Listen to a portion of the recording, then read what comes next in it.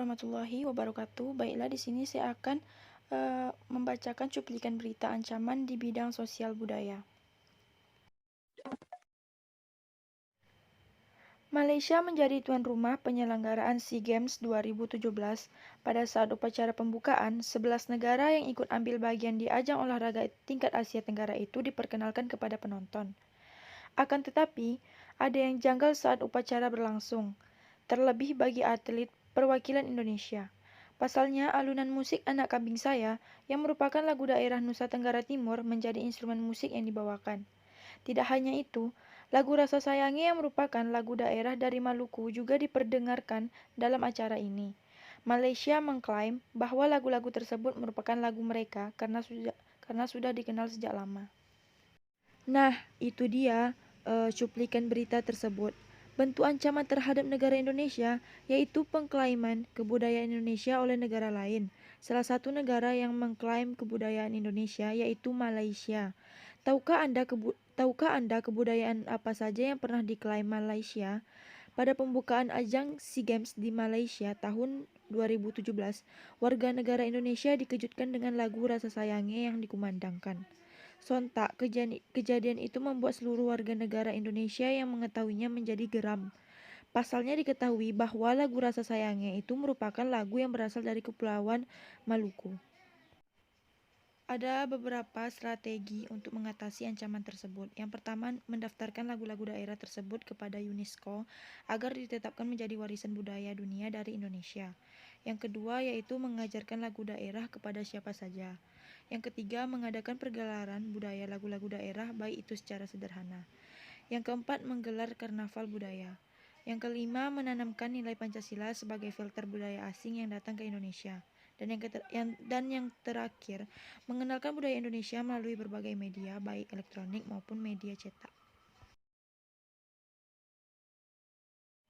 Nah, tugas yang kedua yaitu mempraktekkan aplikasi media sosial yang kita gunakan dalam kehidupan sehari-hari.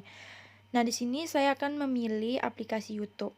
Sebelum saya mempraktekkan manfaat dan dampak positif dari aplikasi YouTube tersebut, saya memperkenalkan dulu YouTube itu merupakan salah satu media sosial yang cukup populer dan digandrungi masyarakat.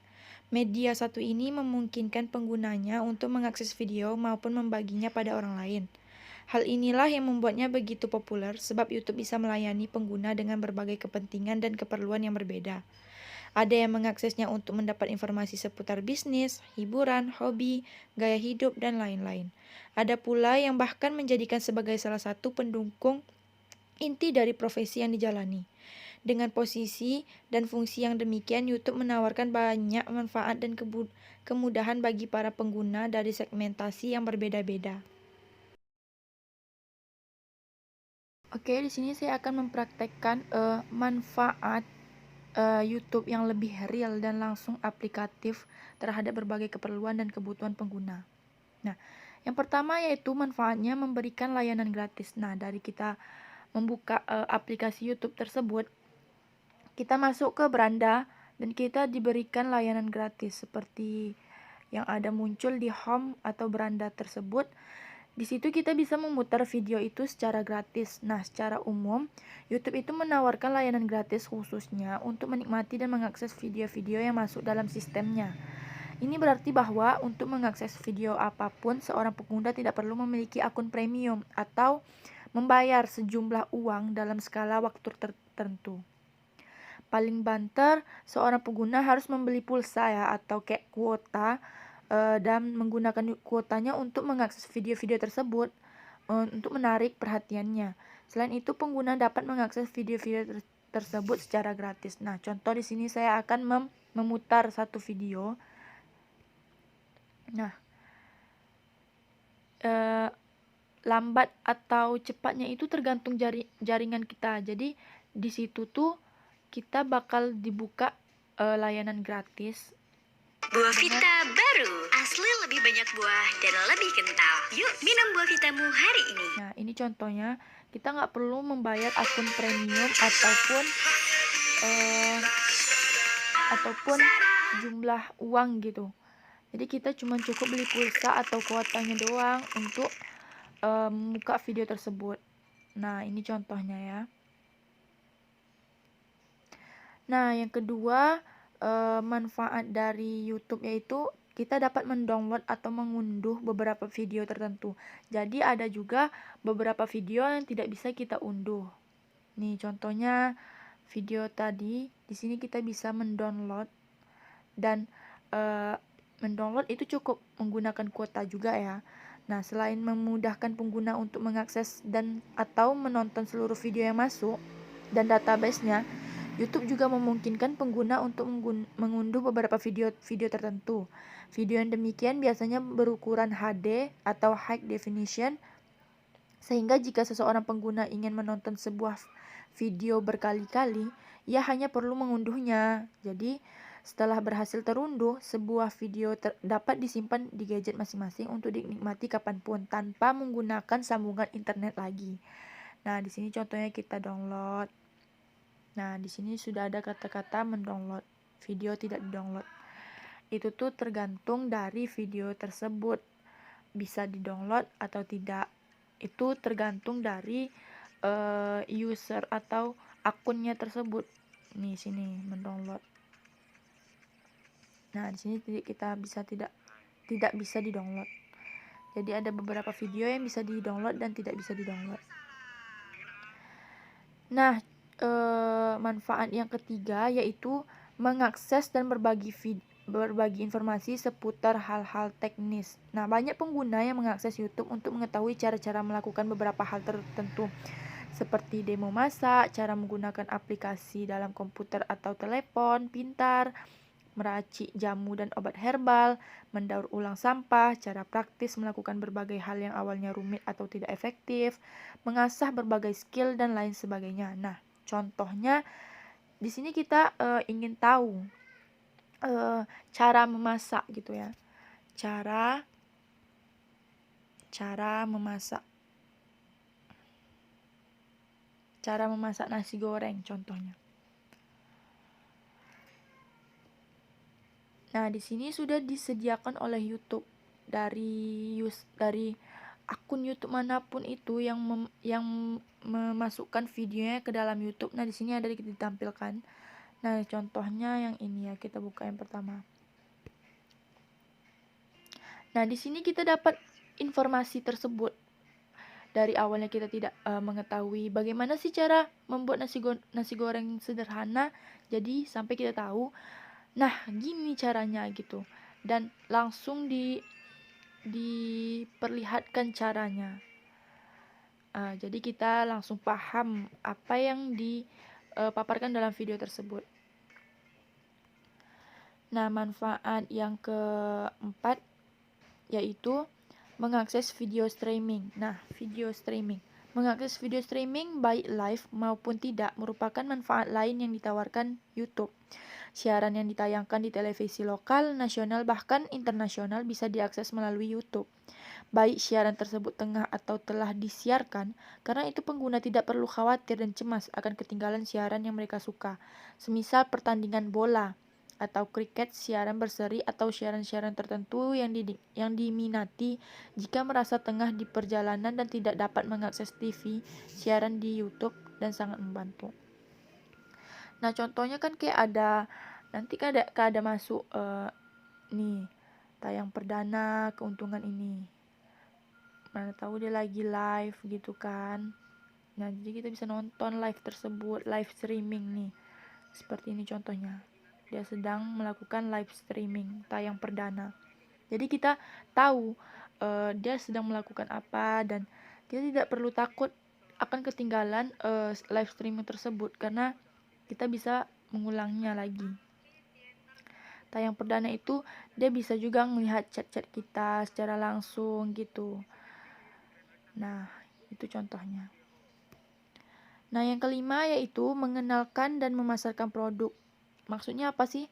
Nah, sebagian besar pengguna YouTube juga menggunakan media sosial ini untuk menguatkan dan memajukan bisnis yang tengah dikelolanya. Memasarkan sebuah produk di dunia daring tak ubahnya membuka gerai baru yang dapat melayani pelanggan dan konsumen dalam jumlah yang lebih besar. Ini utamanya cocok untuk para pebisnis online yang memasarkan dan mengenalkan produk bermodal gadget dan sambungan internet. Hal ini juga semakin membuktikan bahwa manfaat jaringan komputer sangatlah dibutuhkan untuk mengkoneksikan banyak orang dalam satu lingkup, yaitu internet. Apa sih maksudnya mengenalkan dan memasarkan produk? Nah, seperti dia mengenalkan sebuah produk, misalnya dia mengenalkan produk kayak apa namanya, cake gitu. Dia membuat sebuah video berisi memasarkan produk, atau kayak dia mempromosikan Scarlett gitu. Scarlett tuh kan lagi booming sekarang, Scarlett Whitening Body Lotion lagi booming. Jadi dia memasarkan produk dari Scarlett berdasarkan yang dia rasakan gitu. Jadi dia bisa membuat video terus dimasukinnya ke YouTube dan memasarkan produk si Scarlett tersebut. Nah, ini dia contohnya. Jadi kita tahu apa sih manfaat dari Scarlett tersebut. Nah, dari produk yang dipasarkan sedang booming sekarang gitu. Terus manfaat yang keenam, mengakses video informatif. Nah, jika Anda memerhatikan acara dan siaran TV belakangan ini, Anda akan banyak bertemu dengan keterangan bertuliskan courtesy YouTube di bagian bawah layar televisi. Hal tersebut menandakan bahwa tim kreatif acara tersebut banyak menggunakan YouTube sebagai referensi dalam menyusun konten acaranya. Ini sekaligus juga menandakan bahwa ada banyak sekali informasi yang bisa didapatkan hanya dengan mengakses YouTube. Mulai dari video tentang berita terkini, berita lawas atau sejarah, video dokumenter, mulai dari yang profesional hingga amatir, video tematik, hingga video ensiklopedik dan lain-lain sebagainya. Nah, kita dapat menjumpakan siaran di televisi yang begitu dalam sebuah video, dan di bawahnya tuh ada bacaan konversi YouTube. Nah, di situ tuh kita bisa melihatnya lewat YouTube juga, tidak hanya dapat kita lihat dari televisi. Jadi di YouTube juga ada. Nah, itu dia salah satu manfaat dari YouTube juga ya. Nah, yang ketujuh yaitu mendukung industri hiburan seperti yang mungkin Anda lihat dalam kehidupan sehari-hari, utamanya jika Anda rajin menonton televisi. YouTube banyak berjalan menelurkan artis-artis papan atas di dunia hiburan. Meski tidak semua karir mereka bertahan lama, beberapa di antaranya tetap bersinar dan membuktikan kemampuannya. Nah, yang ke-8 yaitu menguatkan branding lembaga atau institusi. Selain rutin dikunjungi oleh para pembisnis yang ingin memasarkan produk, siswa yang ingin mengetahui video ilmiah terkait pembelajaran yang mereka terima di sekolah, pengguna yang ingin mengetahui banyak informasi tentang hobi atau gaya hidup yang mereka miliki. YouTube juga digunakan sebagai media branding lembaga atau organisasi. Ini utamanya terkait dengan penguatan profil lembaga serta ekspansi untuk mendapatkan peluang kerjasama atau suntikan dana dari lembaga penyandang dana. Dengan merekam aktivitas rutin yang terjadi di dalam suatu lembaga atau lembaga-lembaga binaannya, khalayak dapat memiliki gambaran lebih utuh mengenai suatu organisasi tertentu. Nah, dan juga ada manfaat YouTube itu kan sekarang lagi masa pandemi, jadi tidak semua sekolah bertatap muka. Jadi ada juga guru yang membuat proses pembelajarannya menggunakan video. Video itu bisa dimasukin ke dalam YouTube ataupun dalam link dengan menggunakan Drive, atau ada juga guru mengupload video di YouTube terus memberikan linknya kepada muridnya. Nah, itu termasuk manfaat dari YouTube juga, bisa memberikan informasi pembelajaran kepada para siswanya secara online. Karena ya di masa pandemi ini kita tidak bisa bertatap muka. Jadi dengan menggunakan video tersebut kita bisa memahami pelajaran tersebut dan mengetahui cara-caranya secara langsung itu termasuk juga berinteraksi online gitu maksudnya. Nah, yang kesembilan, mengetahui respon dan komentar khalayak.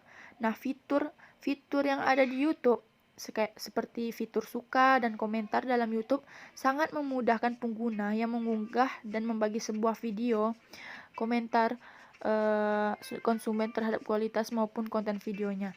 Ini tentu sangat berharga sebagai bahan evaluasi dan referensi dalam membuat video berikutnya. Nah, contohnya di sini kan ada like. Di sini kita bisa like, terus bisa kita komentar kita terhadap video tersebut. Video itu sangat bergunakah atau videonya bagus, bikin kita tertarik. Nah, itu termasuk kita dapat mengetahui respon dari yang menonton video kita tersebut. Nah, yang terakhir, manfaatnya yaitu memfasilitasi pengguna menguasai skill dasar membuat video. Nah, tidak hanya memungkinkan penggunanya mengakses dan membagi video, YouTube juga memungkinkan mereka secara otodidak belajar mengutak-atik video dan menambah kualitasnya. Ini misalnya dapat dilihat dalam fitur YouTube Editor, meskipun fitur yang ditawarkan jauh lebih sederhana dan sedikit dibanding aplikasi edit video lainnya.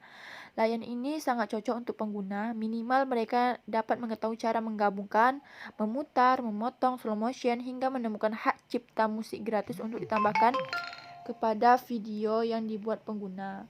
Nah, jadi itu dia manfaat dari YouTube. YouTube itu sangat berguna bagi kita yang di masa pandemi ini juga dapat mengetahui apa yang terjadi sekarang, berita-berita hot terkini juga, itu dalam bentuk video. Tidak hanya kita bisa melihat di televisi saja, tapi melalui internet, melalui aplikasi YouTube kita juga bisa dapat mengetahui informasi-informasi yang sedang viral sekarang ini. Nah, itu dia manfaatnya. Dampak positifnya, kita bisa ambil dampak positifnya yaitu dapat berbagi informasi yang berguna, yang dapat kita ketahui tentang sekarang ini. Nah, itu dia informasi. Yang kedua, misalnya dalam pembelajaran tadi, kita juga bisa mengetahui apa yang tidak kita ketahui sebelumnya. Misalnya cara kita menggunakan software dalam komputer, itu kita kan belum tahu. Jadi kita melihat video tersebut, jadi kita bakal tahu bagaimana caranya. Nah, misalnya kita mencari cara menggunakan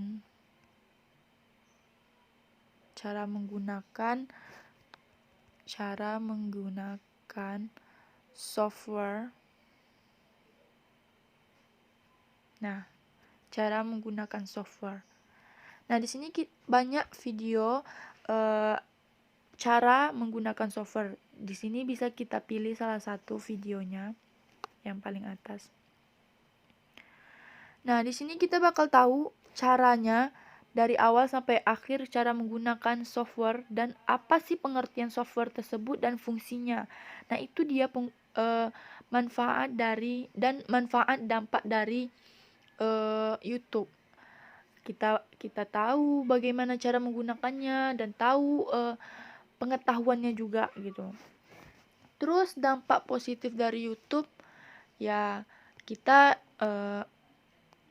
ngambil informasinya yang baik-baik aja, seperti dalam pembelajaran, kayak ilmu masak gitu, kayak hiburan, bisa menghilangkan stres juga kalau kita menonton video-video yang lelucon atau yang bikin kita menghilangkan stres lah intinya. Jangan menonton video pornografi atau yang tidak layak ditonton. Nah, itu untuk dampak negatifnya. Kita ngambil yang dampak positifnya aja, yang bisa kita pelajari, yang bisa kita lakukan dalam kehidupan sehari-hari. Nah, itu dia. Nah, sekian video dari saya. Semoga bisa bermanfaat dan bisa memahami video tersebut. Terima kasih. Assalamualaikum warahmatullahi wabarakatuh.